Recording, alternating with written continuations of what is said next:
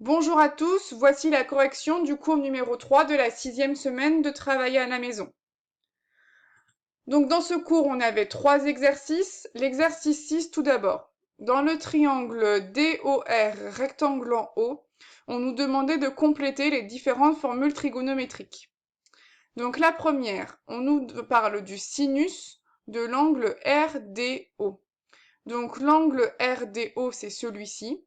Le sinus, donc on se rappelle la phrase K SO-toi, sinus c'est S-O-H.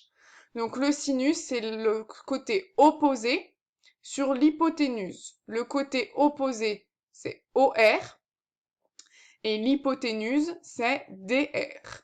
Donc ici, pour la question 1, RO sur DR.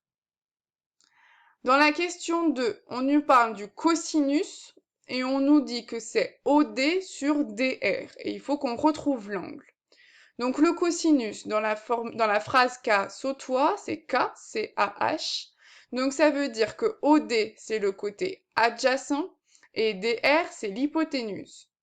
Donc DR, l'hypoténuse, c'est bon. Et OD, il faut que ce soit notre côté adjacent. Donc c'est l'angle ici en D.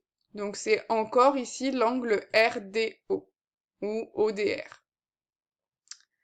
Dans la question 3, on nous parle de l'angle DRO, donc cet angle-là, et on a du coup le quotient OD sur OR. OD, c'est le côté à l'opposé de l'angle, et OR, c'est le côté adjacent à l'angle. Opposé sur adjacent, c'est la tangente. Caso TOA, TOA. Donc ici, pour la question 3, c'est la tangente. Enfin, on nous parle de l'angle RDO. RDO, du coup, c'est celui-ci. Et on sait du coup que notre quotient, le dénominateur, c'est DO. Autrement dit, on sait que c'est le côté adjacent. Donc, cosinus, c'est sur l'hypoténuse, c'est pas possible. Sinus, c'est sur l'hypoténuse, c'est pas possible non plus. Ici, c'est donc bien la tangente, puisque la tangente, c'est TOA, T-O-A, donc c'est bien sur l'adjacent. Et c'est même l'opposé sur l'adjacent. Donc ici, l'opposé, c'est le segment RO, donc RO sur DO. Donc voilà pour l'exercice 6. On continue avec l'exercice 7. On nous demande de compléter les formules trigonométriques dans le triangle FTU rectangle en F et on s'intéresse à l'angle en T. Donc l'angle T ici, si on veut son cosinus. Son cosinus, donc je rappelle la phrase K sautois, donc C-A-H, c'est l'adjacent sur l'hypoténuse. Donc l'adjacent, c'est TF sur l'hypoténuse TU.